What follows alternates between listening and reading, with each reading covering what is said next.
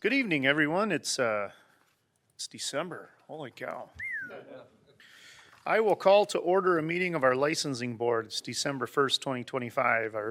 Our first item of business is the regular meeting licensing board minutes from November 10th, 2025. Motion to approve. Second. Thank you, Alderman Butchlick and Alderman Zingsheim. Any comments, questions, corrections? All in favor, please signify by saying aye. Aye. Aye. Any opposed? Motion carries. Our next item, John. Yeah, I would like to postpone that license. I've been asked to postpone it for one more next meeting. They have their main meeting tomorrow night, and they wanted to discuss this at their main meeting, so they asked if we could postpone it until our next meeting on December 18th? 15th? Okay, thank you. Brianna, can you make a note of that, and we'll make sure it's on, as long as all their stuff is in order for the 15th. Sounds good. All right, good meeting. Meeting's adjourned.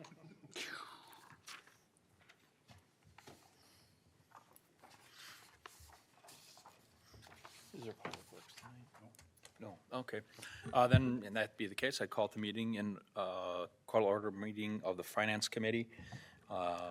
We have two agenda items this evening. The first one is the approval of minutes from the regular meeting November 10th. I'll entertain a motion. Motion to approve. Second. Thank you, Alderman Butchlick and Alderman Schmidt. Any errors, corrections, omissions, deletions?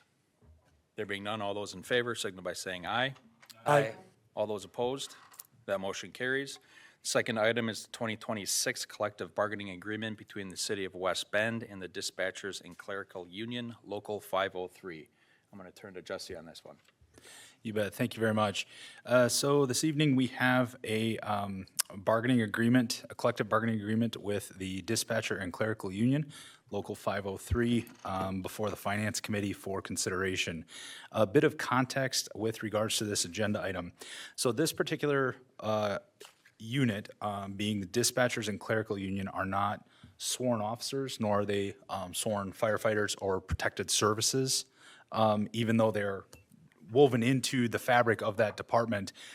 Their collective bargaining rights are actually limited under Act 10, a state law which restricts their collective bargaining abilities to wages only, limited to the Consumer Price Index.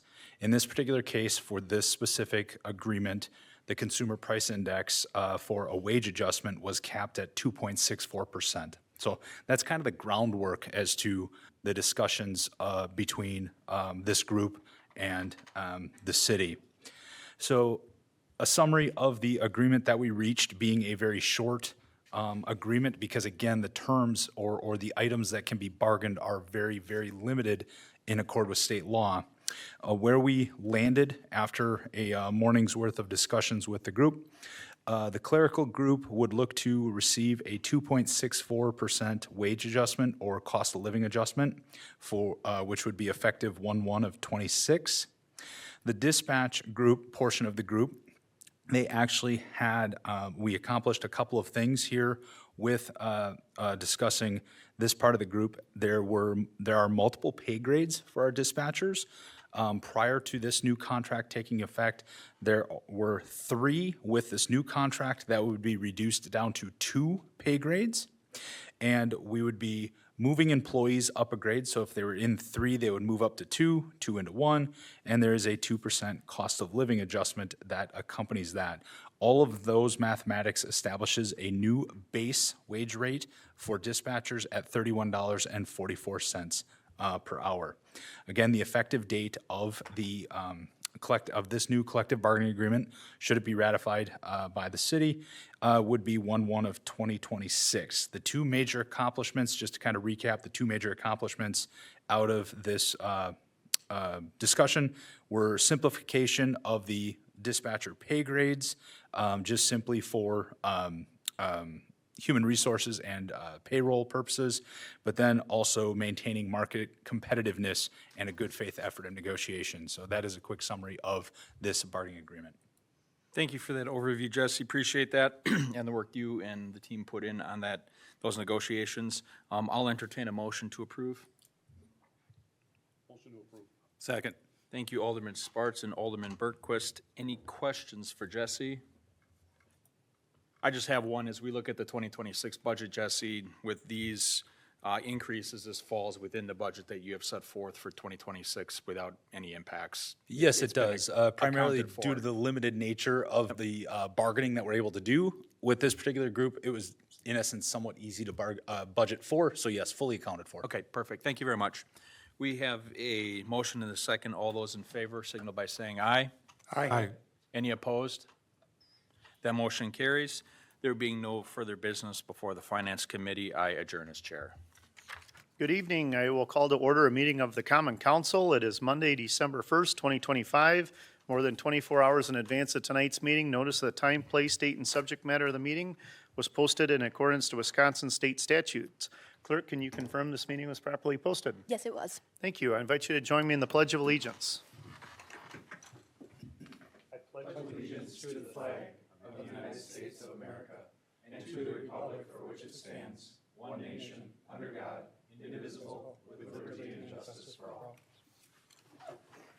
Thank you. We recognize a full quorum of our council here with us tonight on this, another snowy evening, December 1st.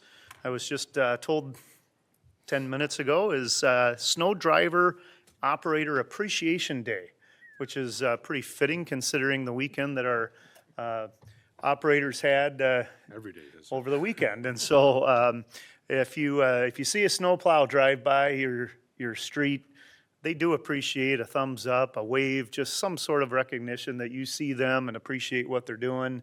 And they did a heck of a job over the weekend. So we appreciate them today and every day. Our first item of business is the Common Council regular meeting minutes from November 10th, 2025. Second. Thank you, Alderwoman Sizer and Alderman Zingsheim. Any comments, questions, corrections? All in favor, please signify by saying aye. Aye. Any opposed? That motion carries. I'm going to ask John Fellows to come to the mic. He's going to introduce Mr. Dorsig, who's here to present a housing study that was done. Good evening, everyone. This evening, we have the ability to present to you a housing study for the city of West Bend. It also looks at some statistics through Washington County. This project was funded through the Next Gen Housing Program from Washington County. They've done a similar study a number of years ago, I believe in Jackson and Hartford, I think. But this is current up to date. This study was done this summer. It's taken us a few months to get to council to present it.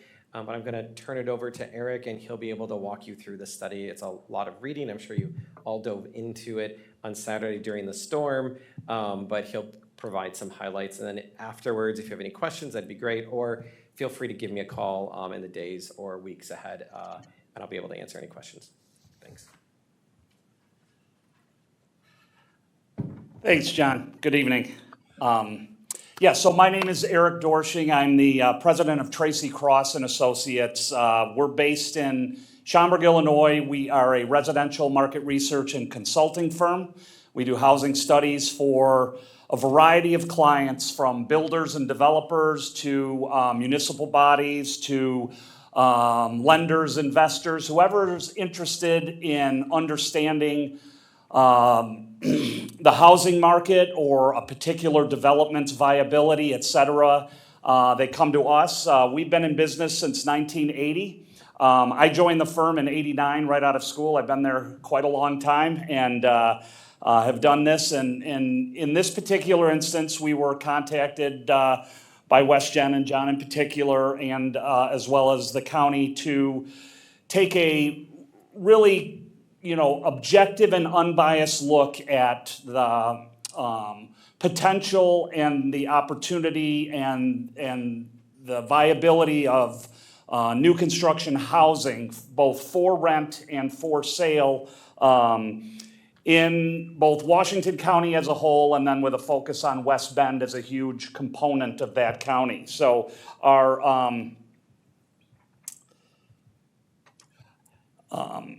the main objectives, just to give you a quick summary, and as you know, whether you've seen it or not, we have a pretty big document that we published with our findings, and a lot more detail than will be here. But I want to give you a good, solid summary today.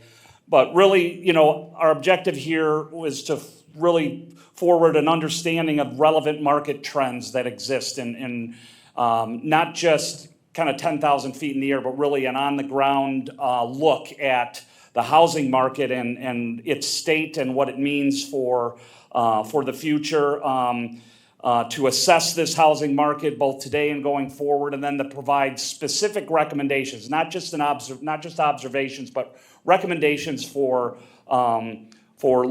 penetrating the demand base that exists in this market. So, just a real quick graphic here. Washington County, as you're well aware, is part of the four-county Milwaukee metropolitan statistical area, and West Bend occupies a north-central location there. It's the county seat, obviously, and easily accessible by major transportation into the kind of the near northwest suburban area of Milwaukee. So a big focus, and the reason I pull this up was not only to look at West Bend, but also and mainly Washington County as West Bend operates within it. So just to jump right into kind of some of the residential findings, and I'll start with the rental housing market, okay? And I would say Washington County rental market is as tight as we've seen in the state of Wisconsin. There are others very similar, but, and what I mean by tight is that, just to give you an idea, the Milwaukee region among stabilized development, all assets, has a 3.1% vacancy rate, and Washington County is at 1%. West Bend, among stabilized developments, is 1.4%. Now, typically, a 5% vacancy rate is normal to allow typical turnover, filtering, movement in and out of a rental community, and Washington County and West Bend are super tight. Now, when I say stabilized developments, what's excluded from this are the absolute brand new developments that are undergoing their initial absorption. So they're absorbing their new units. So these are developments that have reached that stabilization and are reporting these vacancy rates. So speaking of absorption, everything that's been introduced both in Washington County and West Bend, in our opinion, has been absorbed quickly at what one would consider healthy rates and reach stabilized occupancy pretty quick. And you can see that despite over the last 10 years, close to 1,500 units being introduced in Washington County, it has not been nearly sufficient enough to satisfy the demand, given the continual tightness among every development, even as they reach stabilized occupancy. So I will get to demand in a second, but just so you know, the condition of the rental housing market is very tight, and another way to put that is undersupplied. Switching quickly to the for sale sector of the market, there are also supply deficiencies in the for sale sector, especially at the mainstream or moderate price points. And let me back up a little bit, because one of our objectives of this study was to focus on what we call mainstream, middle, or workforce housing. Okay, that's market rate, but it really appeals to people earning between 50 and 150% of the median. And then also market rate, which is really kind of 100%. It crosses over, up the whole income chain. So in this particular market, the moderate to mainstream price points in Washington County and West Bend, there are significant supply deficiencies. In fact, I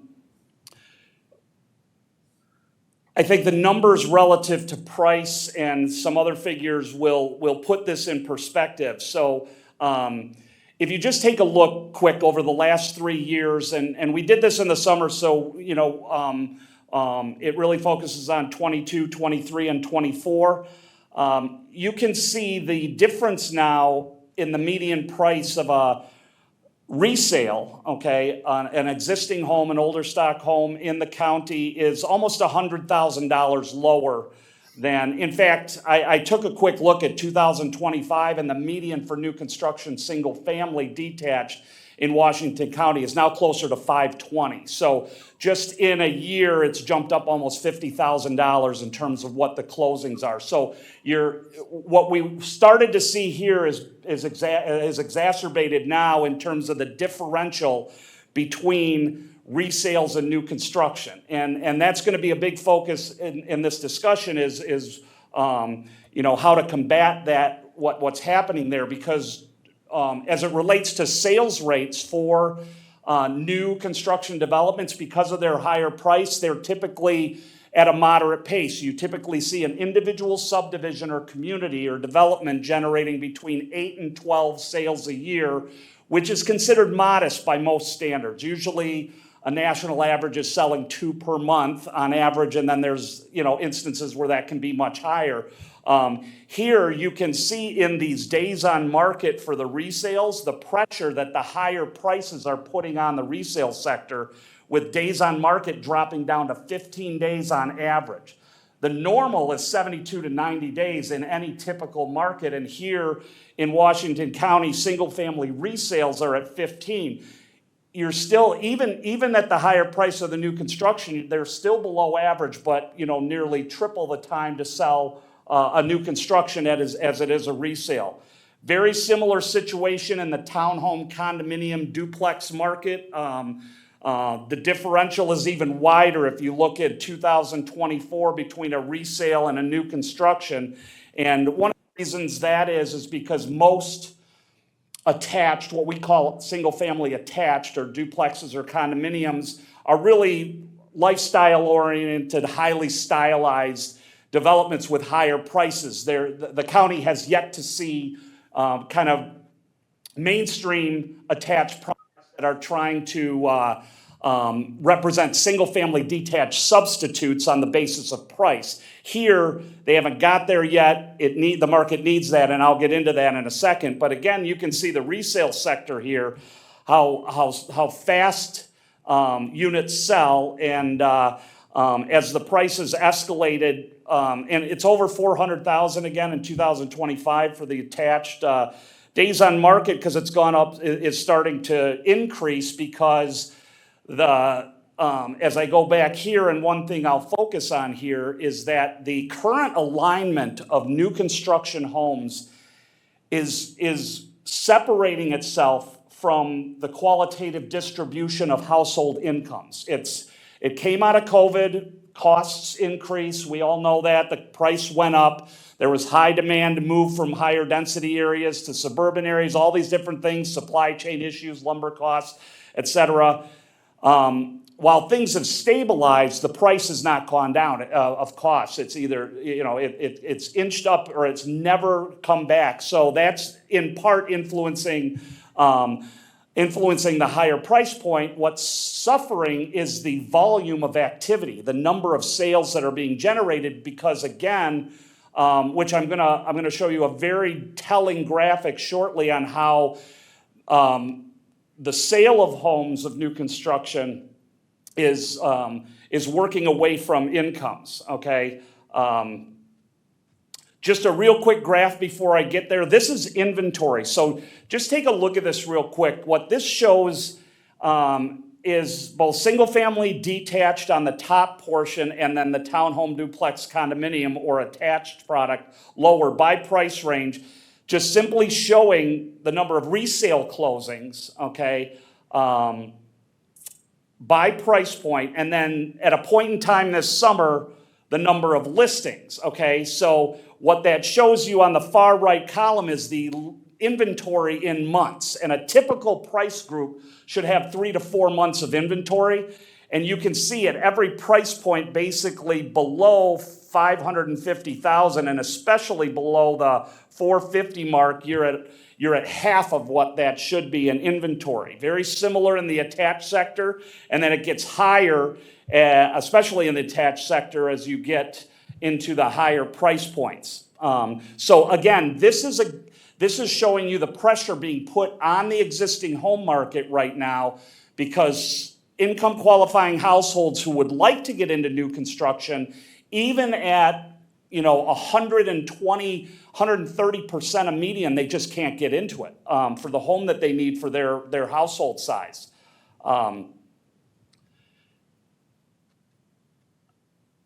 Let's talk about demand quick.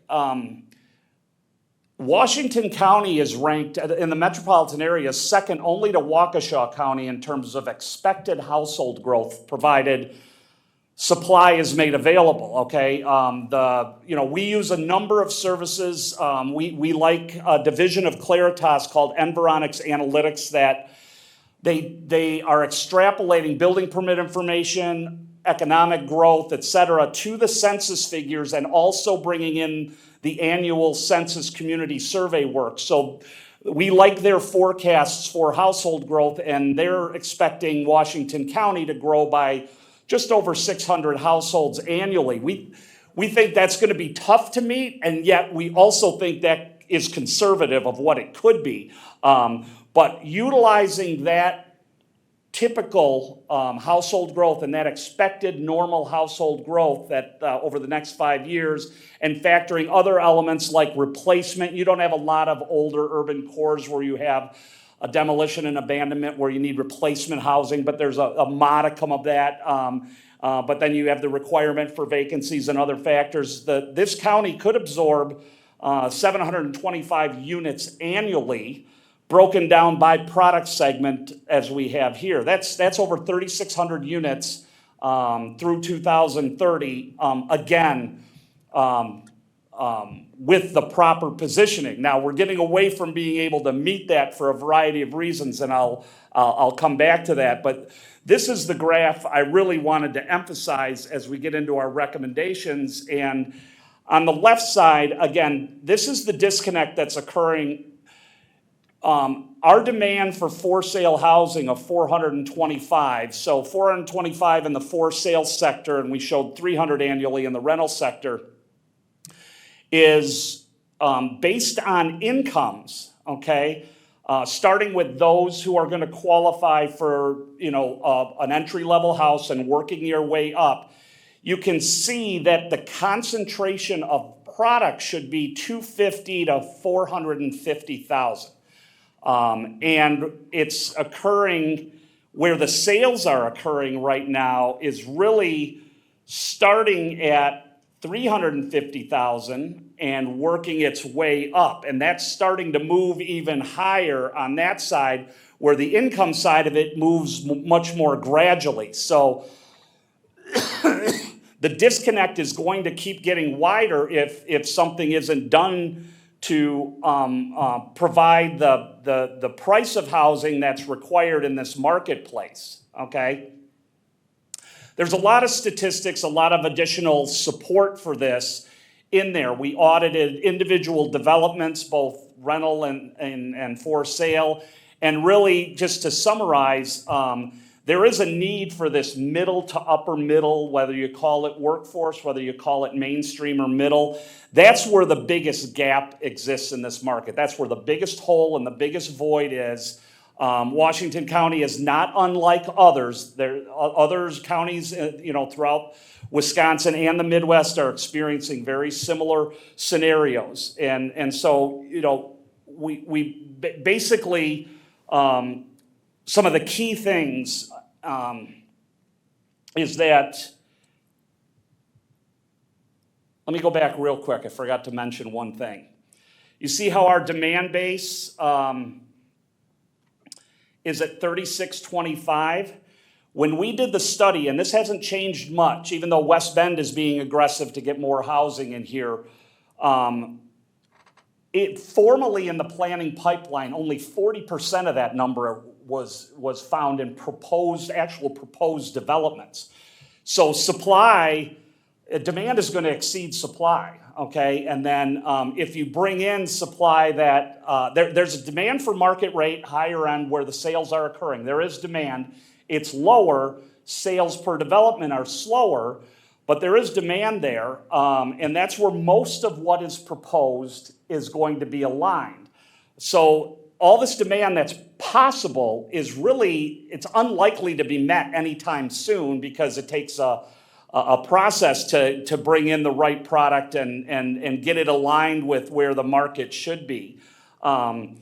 Really, some of the key takeaways from the report was, this county should continue to nurture an influx of new rental housing communities, looking at diversified products. One of the things that I noticed is that you have very few developments of scale, what we call, of a significant total unit count. Most of the developments that have been introduced are, under 75 total units, which doesn't allow you to get kind of the lifestyle environment, the amenities that others are offering throughout suburban Milwaukee. And so a focus on larger scale communities, because the demand is there, is something that should be considered. You should not be fearful of the 180 unit development, because the absorption potential and the demand is there. And so really to nurture, and what's interesting about the rental housing, and I know you can sometimes look at the rents and say, wow, that's high. Well, Washington County is the lowest out of suburban Milwaukee in terms of new construction rents, because you're still below the $2 a square foot mark, okay?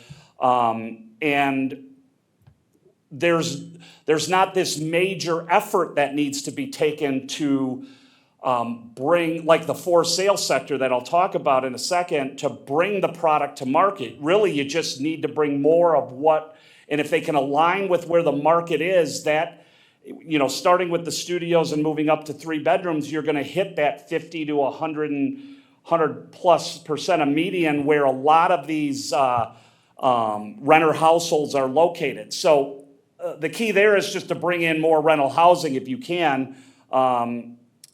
In the for sale sector, really what truly needs to be done, and we'll talk about how challenging this will be at the end, but is really you need a full hierarchy of for sale housing and a continuum, and not just approving, but a carefully thought out hierarchy to bring into this county and West Bend in particular, a true hierarchy of for sale housing. So you're hitting on every consumer segment, every ownership income bracket, et cetera. It's gonna take an initiative to work closely with builders and developers so that these communities are strategically aligned relative to the product and the rents. Gonna have to think differently in order to do it. It can't just be the same old, and you can do it very tastefully, very incredibly well done communities by just thinking differently. And given the costs associated, even with some of the things I'm gonna give you now, there may be the need or the possibility, like in other areas of the Midwest, like next generation's involvement, okay, to get that price where it needs to be. Or, in other areas, they've used tax increment financing as a vehicle and other things. So those are things that may become a possibility. Here's a real summary. Even though in the report we have very detailed plan-by-plan pictures, product, et cetera, but really, this represents a good hierarchy. It's not all that could be introduced, but it represents the core as kind of a guideline for the municipality as developers, builders either come through your doors or you're out seeking somebody to do something on a piece of property. There's really 3 rental products that are key staples that we would recommend, and 4 single family, from 2-story garden apartments with a component of 1-car attached garages, to ranch villa rentals that have 1- and 2-car garages that target the more mature empty nester move down, but not restricted to that segment, and then also single family rentals done in a very tasteful way. Getting into the for sale housing products, there's, these are real departures. Throughout suburban Milwaukee, the 3 that I mentioned are very popular, not so much in all over Washington County, but in the rental sector, that's very straightforward. In the for sale sector, we're looking at, you got to bring in some higher density, and I don't mean high density, higher than normal, above average, to do some townhomes, 2-car rear load garage townhomes where you can get 10 units or 12 units per acre. They look excellent Here's an example of them right in the middle of this picture.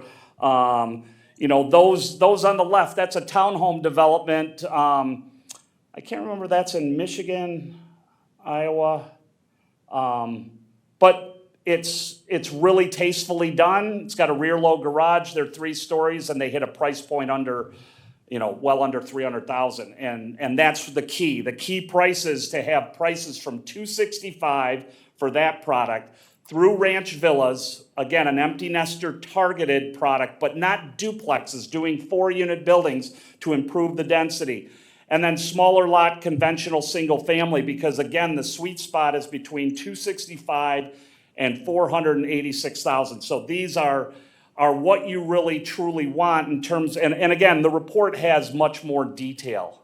Here's just some pictures of how these look. The top are the first 3 products, just an example of others that are doing the garden apartments, the ranch villa rentals, and the single-family rentals, and then the townhomes and the attached ranch villas in 4 or 5 or 6-unit buildings.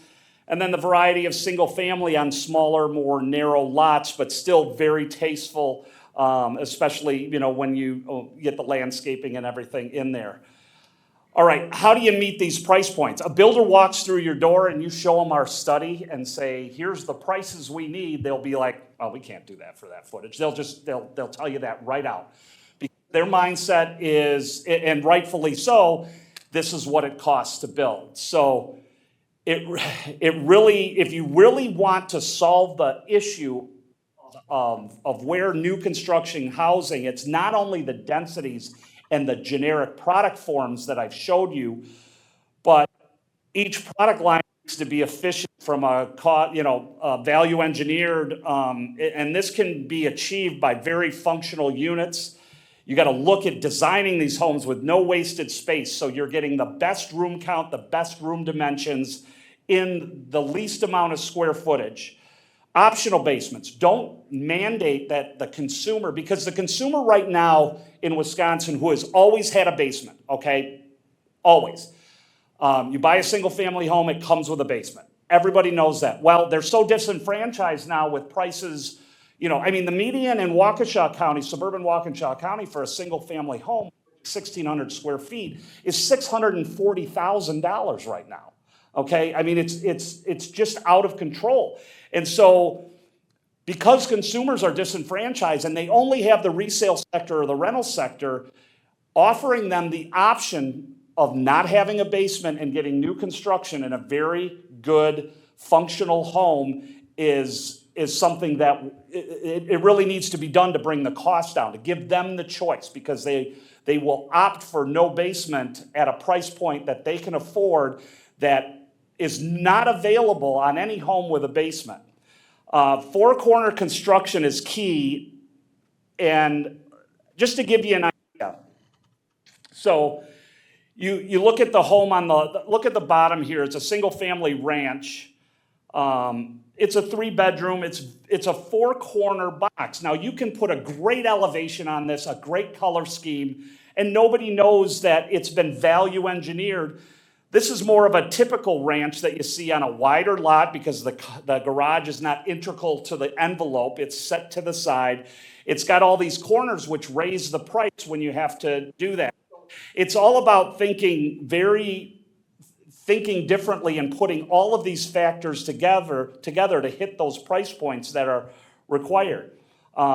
Strong uses of colors versus complicated architecture or costly materials. Pushing densities to offer, townhomes to the street because you can create architectural landscape as opposed to having certain setbacks that in a particular site location are not necessary. And then land planning, considering larger scale developments. There's land availability in Washington County to create a large-scale master plan community that has multiple product lines. And you can do things and achieve economy of scale by doing that. What I wanted to, this is just a quick, we do tons of regression analysis to understand positioning, but so these are really, recent single-family closings on a simple graph here that plots the footage and the closing price of a single-family home. And you can see there's a lot of dots under the line, but the market is moving up beyond the line, and we're suggesting you start to hit these points in a very efficient manner and planing out to cover where the value-oriented homes are currently located. Now, I should mention that the typical development in Washington County, because of the higher prices, selling 8 to 12 a year. Well, the Next Generation Housing Initiative did the Oaks of Jackson, and that doubled, almost tripled the level of sales annually, okay? Because they implemented certain elements, not exactly like we're recommending here, but certain elements that brought the price down. And there's a deed restriction, there's other things, but what it did was it doubled, 2.5 times the typical sales rate. And that's just, when we get back to our product here, you can see the sales that can be generated, especially in the for sale where you got 36, 42, and 30 sales annually, double to triple, 2.5 to, more than 3 times the typical rate if everything can come together to bring this housing to market, okay? Our report provides this hierarchy and this continuum that you should look at as your base guide for really filling the void that exists in this market and how to do it. But you can't, because supply side constraints are so significant, don't forget about other options. Even the semi-custom, custom home market has its place. I mean, there is demand for prices between $500 and $1 million. That will continue. It's just the volumes are lower, okay?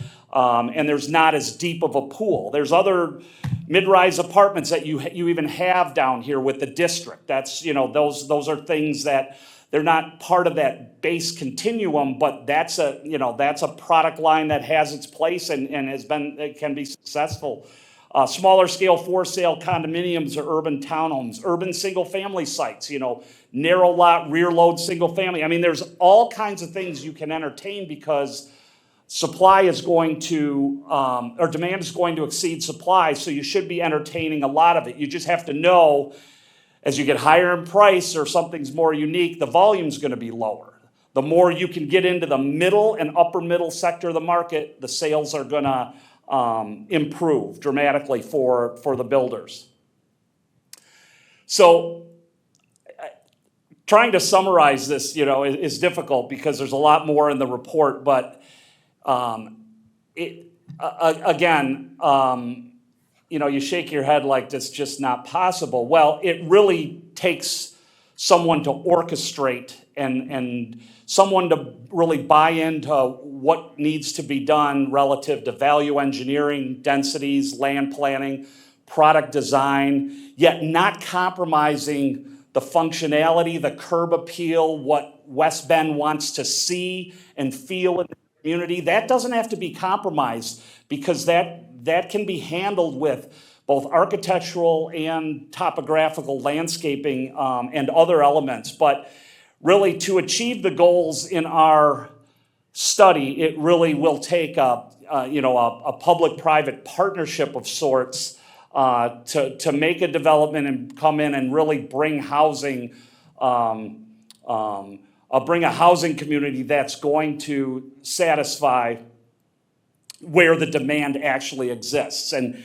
one thing I should bring up, and it's to caution because you have to, if Washington County or a builder developer does a large scale development and figures out how to penetrate with both attached for sale product and single family product, basically in the 265, call it 500 range, call it 275 to 500, with multiple product lines hitting every price point, because sales will go up that much and because nobody else is doing it in the region, there will be significant spillover into Washington County. You can guarantee that. So that's part of the sales increase, but it could be more significant. So the builder has to be ready to handle that. And everybody has to be ready to handle that, because if If you solve it for Washington County and it's not being done in neighboring areas, you will see spillover pressure. So anyway, I open it up for questions, just whatever you have. That was fascinating. It really is. You know, we live here and talk about and see this type of stuff, but to see the data that goes behind it and to hear you passionately talk about it, it's very fascinating.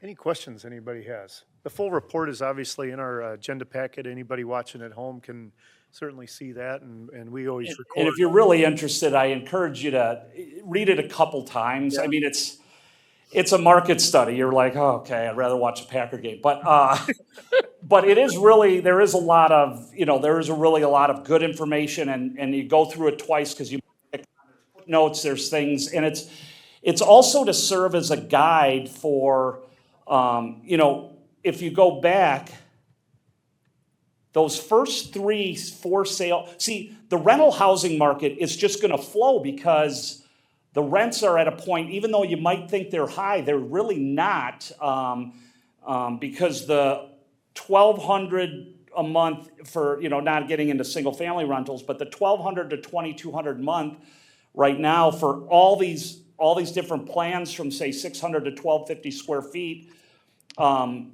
people, you can come in and do that readily without a lot of brain damage in terms of multifamily developers that are doing it right now.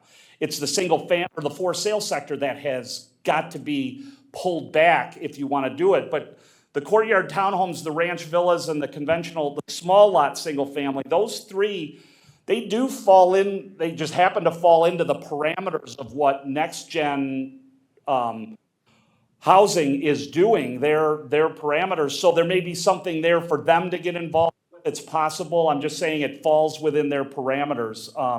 But again,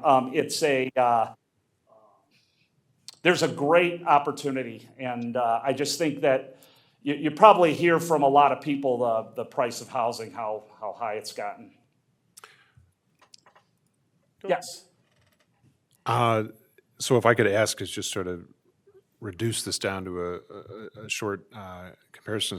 So it sounds like you're advocating, or the study is advocating, more options in lower cost housing to meet a demand that is there. Is that correct? That is correct. Okay. I wouldn't say lower. Lower than what it currently is. Yes. Yeah. But it really is where it's going back to where it was before COVID. Yeah. Yeah. Basically, that's what it is. Okay. Yeah. So as I'm looking also in the notes, the median income is around 90,000. Yes. 90,000. So what would I mean, maybe you don't have this number off of your head, but what would be the projected affordability of a 90,000 median income? Like, what would that, like if my household was 90,000 a year, what's the type of range So of housing? if you're right at median, Yeah. okay, in terms of what you can qualify for, that's in the mid to upper $200,000 range. Okay. Just do a 3.2 calculation on your income to get a rough idea in today's interest rate environment. Okay. The rental market picks up the 50% to 100% of median because you've got rents in 1,200. And if you look what's a qualifying income for that at a 30% housing cost allocation, it's about 50,000. So, and that's typically where the renters of new rental housing are starting. Their incomes are about 50, and they're entering but in the for sale sector, you really need to be at 100% of median going up. And the void for sale is 100 to about 160% of median. You just can't get in. There's nothing for those folks in terms of new construction right now. Yeah. There's some in the 300s, okay? There's some throughout Washington County, but not much. Go ahead, Bill. Yes. You used the term public-private partnership. Could you expound on that? Yeah, so I didn't mean that like you might see in some other relationship. What I mean is a municipality and a builder developer working together. Okay, meaning coming together to say, okay, these are our zoning regulations right now, or these are, whatever the case may be, maybe there's impact fees that can be lowered slightly, you know, and the builder's gotta do their part. They have to spend the money to value engineer the product, and they have to show the so it's working together on both density, zoning requirements, and product design, and infrastructure. That's what I mean by that, just working together. Thank you. Yeah. Not necessarily a question, but I think a comment, because I think what we find in your report, and I'm sure because John has had this report for some time, it validates what developers are coming to discuss with us in pitch to the Plan Commission and the council in terms of future development here in West Bend. So I appreciate this because now it provides the context to answer the question that we get most often is, do we really need more apartments? Do we really need more single-family homes? What are the price points that they should be at? And this spells it out very clearly. So I appreciate the work that you and your team have gone in to develop thank this you. for us. Yeah, and so when it comes to more apartments, just remember two things. The market is tight, so that means you need more supply to bring it to a balanced level. And there's continual household growth. It's not just people moving around internally to Washington County. You're growing. The county's growing, West Bend's growing. And West Bend can capture, because of what West Bend has, from its retail and commercial to its own economic base to its quality of its schools, et cetera. If you want, you can capture a disproportionate share of demand, meaning right now, typically West Bend grabs about 20%, and you guys could be 40 to 45% of county demand without a problem. You're not that far north where all of a sudden that becomes an issue, like maybe Kewaskum, or, you know, if you get further out to the really northern portion of the county, then the commutation becomes bigger factor. But given West Bend's location to employment destinations, especially from Menominee Falls all the way through Wauwatosa and Brookfield, you're in a great position to capture a disproportionate share of demand. Plus, Germantown is mirroring more of a Menominee Falls, Mequon kind of hybrid with their price position. So their prices are significantly higher, and they're disenfranchising a lot of people in Washington County without, they don't have the ability to have anybody in the new construction sector. Elsewhere, Slinger, Jackson, West Bend does have some product in the 300s, just not enough. Okay.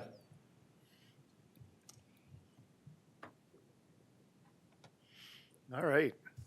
Eric, thank you very much. Yeah, my pleasure. Eric lives down in northern Illinois, so he's got a little bit of a drive tonight. But, Yeah. be safe. But born and raised in Wisconsin, grew up in Fort Atkinson, so I love working in Wisconsin. Good. Went to school here and just enjoy this. So it's been my pleasure to work for West Bend. Thanks for being here tonight. You bet. Eric. Drive safe.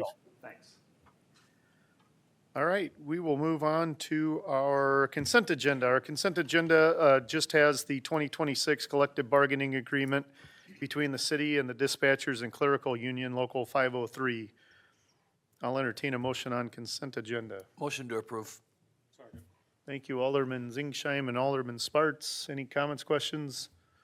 All in favor, please signify by saying aye. Aye. Any opposed? Motion carries. John is going to come to talk about the 2026 budgets for the open TIDs and is requesting an action on that tonight. So John, take it away.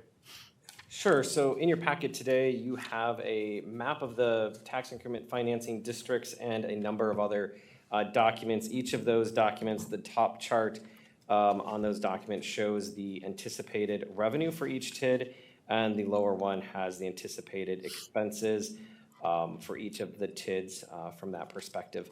I can go through each of these individually fairly quickly, but stop me if you have more detailed questions.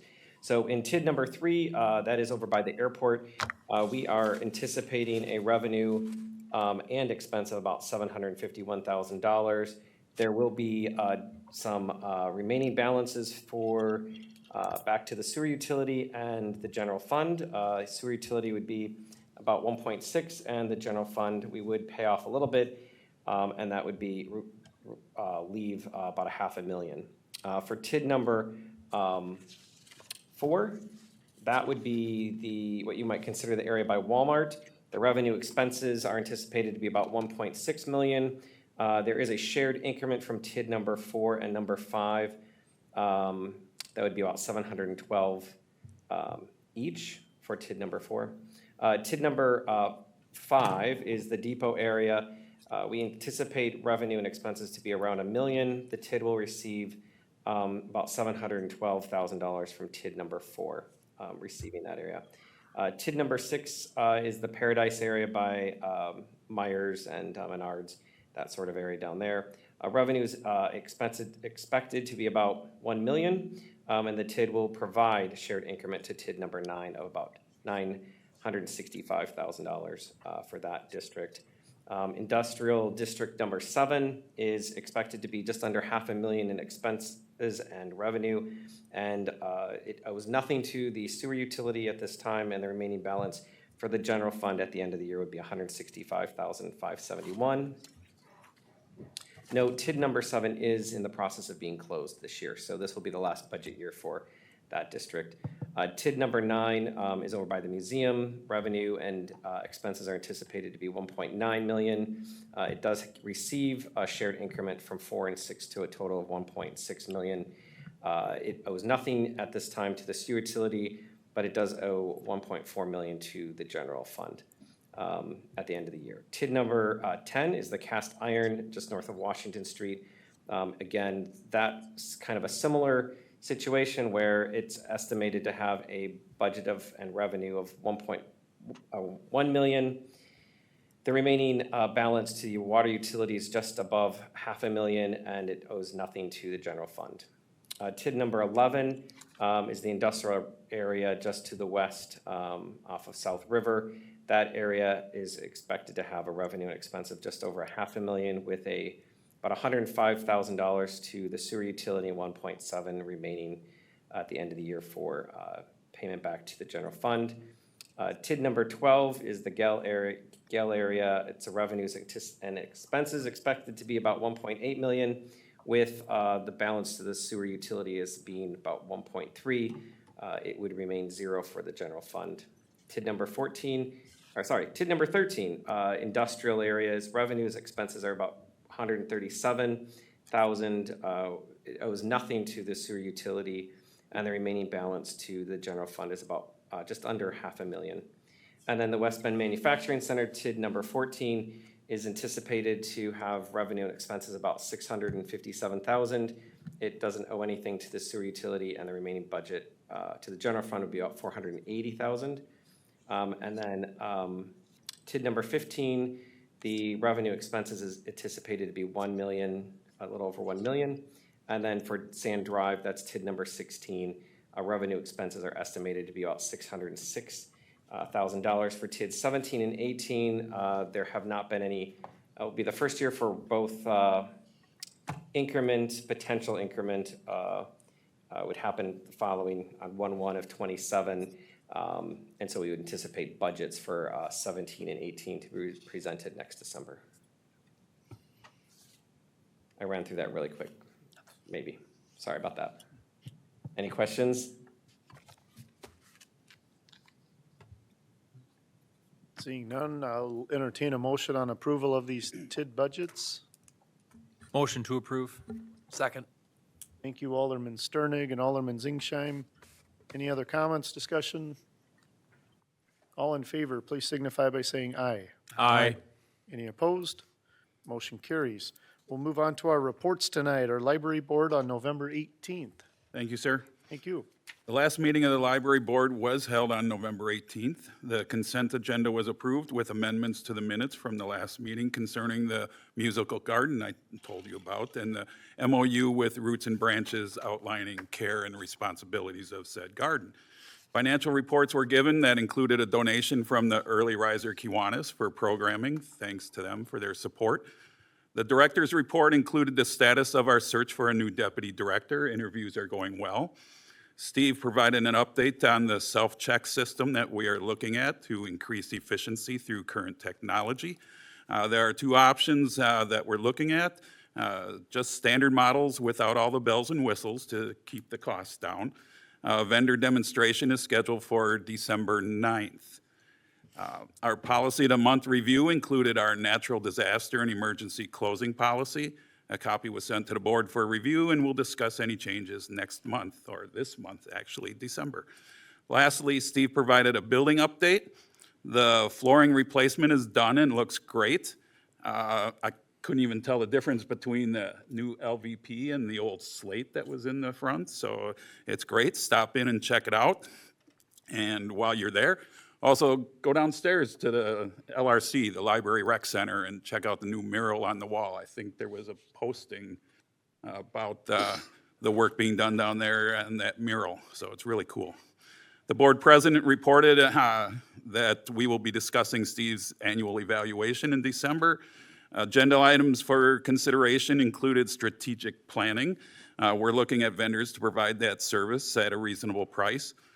We looked at print costs. We lowered our cost for constituents. That's copies and things at the library. So we reflected some changes in the fees based on local libraries and where their fees are. So we lowered those prices for our constituents. Close dates and the library board meetings for 2026. The library board approved the list of close dates, and they actually resemble the city's close date that we used as an example. The next meeting is scheduled for December 16th. Remember, you can check out the library's social media presence for a list of events and updates. That is all. Very good, thank you. How about the Plan Commission, November 18th? We had a meeting, a special meeting on November 18th, and there was, other than the approval of minutes, there was one item on the agenda. Actually, there was two. And it was the request for the approval of a 2-lot and a 1-lot outlot certified survey map at 400 South University Drive. It was submitted by the city of West Bend, and that is the subdivision or the platting of the WWC campus, and that was approved. And I think it'll be coming to the council soon.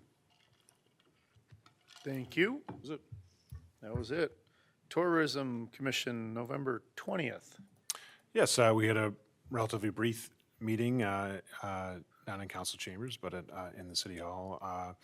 Mike Jensch presented the financial report for the Tourism Commission, and one major decision that we made is to join both the bid board and the Chamber of Commerce in funding the Discover Wisconsin promotional opportunity that Callie Thiel, our communications director, brought forth, and so we'll be supporting that in a 4-episode series coming up promoting West Bend and some of the great tourism opportunities we're having going forward. But other than that, we got some staff reports on promotion of a lot of the activities that have already happened,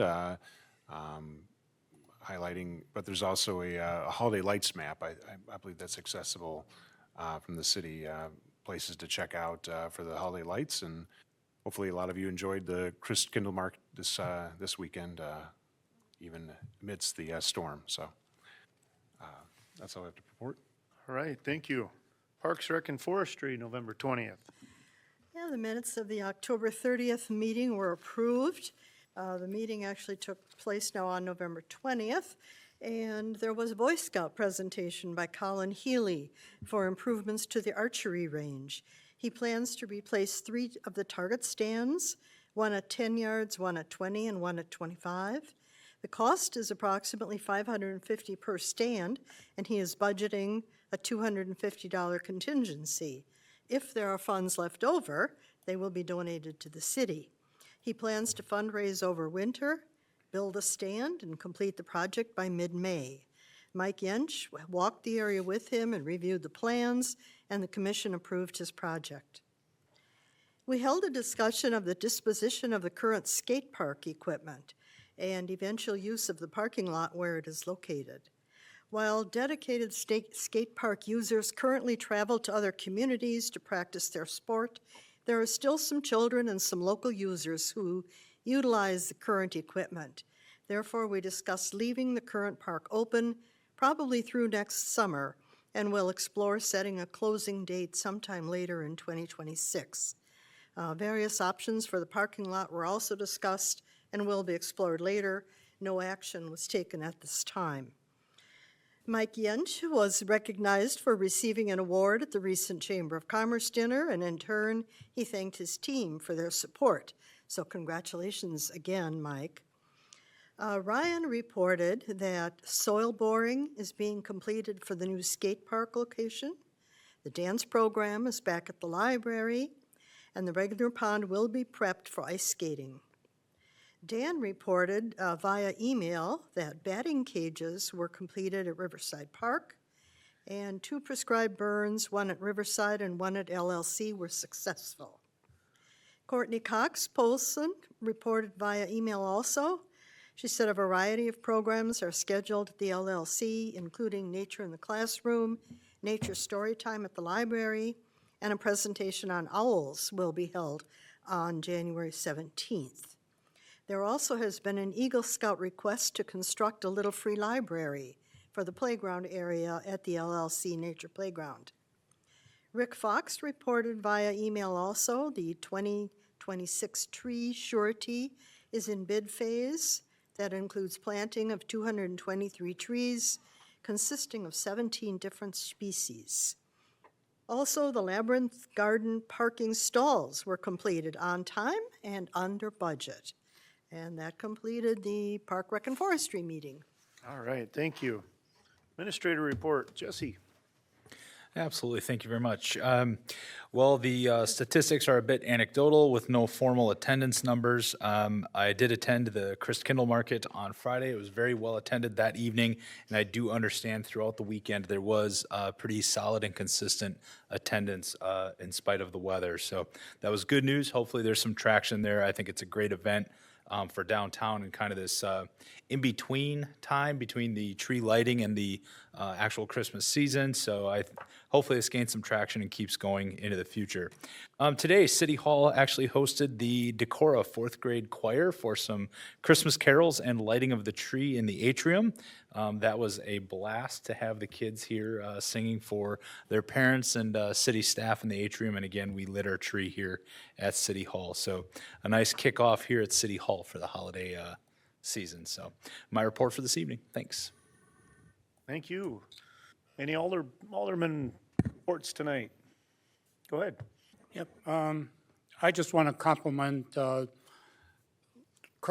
Newman and Logan for outstanding job that the Public Works team did this year for snow plowing. Very unusual snowstorm to be this early in the season. And I know there's some people upset because the leaves weren't all picked up, but again, our crew is not a very large crew compared to what it was years ago. So I totally understand. Sometimes Mother Nature throws a curveball at us, and it's a little tough to try to hit that curveball. But I did see a note coming through that Public Works hasn't completely put leaves off for the rest of the season. If the weather would happen to turn to a better, warmer weather and the leaves, they will go back and pick up the leaves.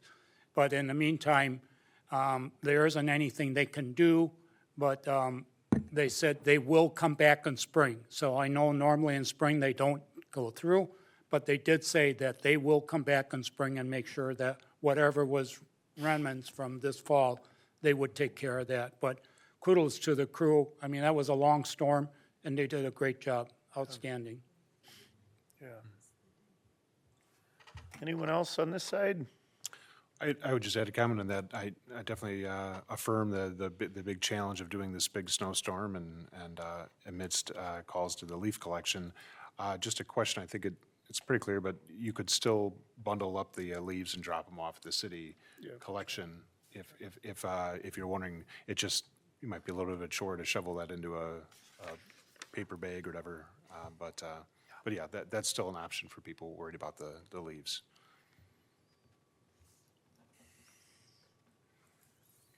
Anyone over here?